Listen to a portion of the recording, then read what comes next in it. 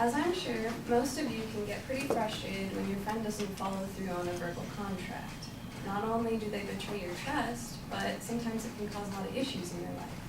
To quote Goldwyn, a verbal contract isn't worth the paper it's written on. Not only is that ironic because since it's a verbal contract, it doesn't have paper to write on in the beginning, but I'd like to talk about paper that can be really important in our lives when it isn't paid back, and that is money.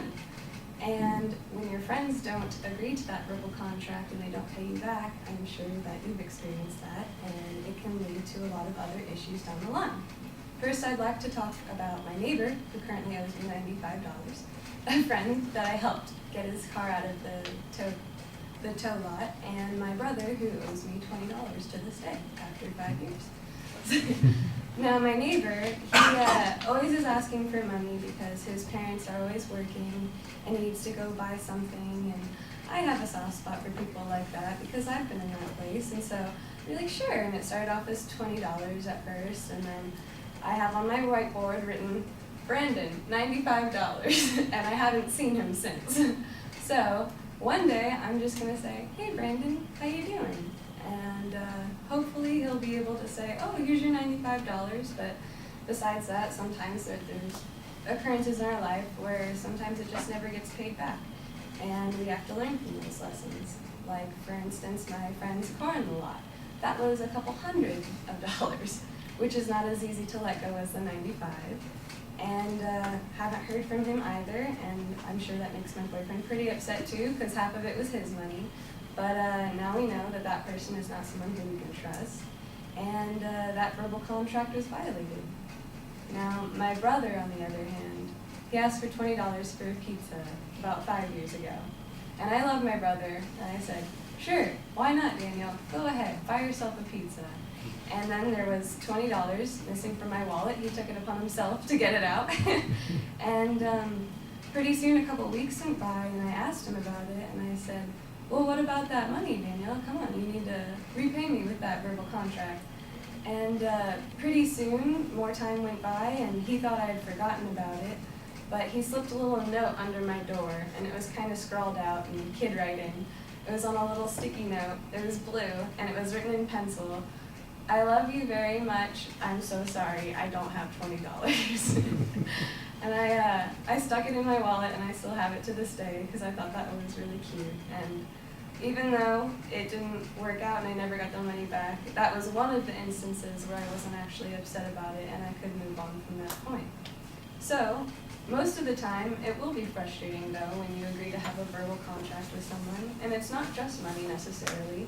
It can be a promise that they're supposed to do something that could help your schooling or your career, and they just don't ever follow through with that. But when it comes to money, it can be especially frustrating, and it helps you to learn not to trust certain people, and it helps you to be able to be more frugal with your money. So, to quote Goldwyn again, a social contract is worth the paper it's written on, and that's especially true for the paper that's not in my wallet.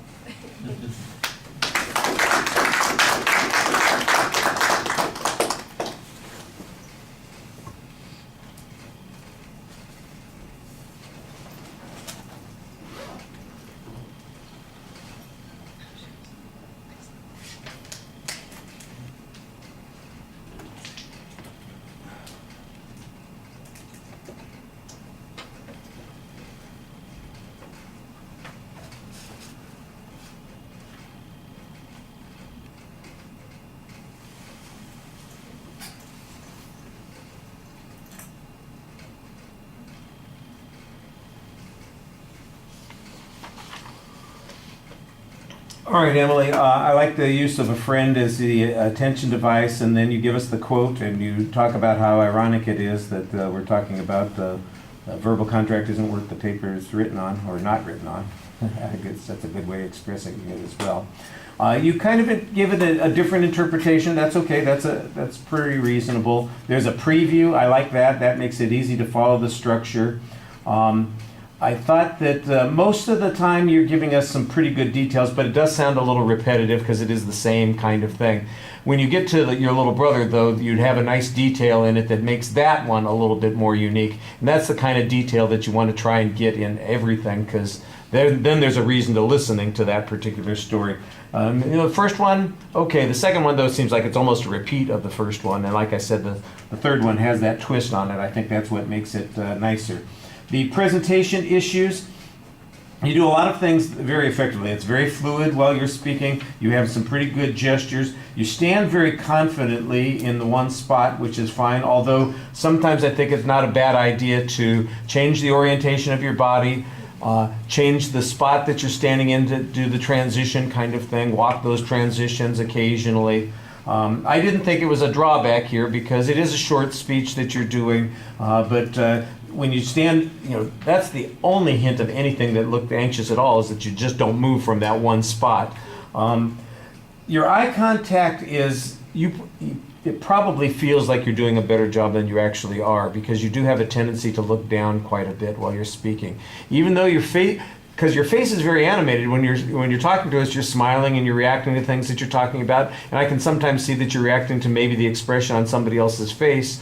But there's not a lot of consistency on that, and so it's something to work on a little bit more. And I think this is one of the reasons that you want to watch the videos, is because I suspect that you feel like you're doing a really good job, and you're doing a good job, just not the really good job. There's a little bit more that you can do on that.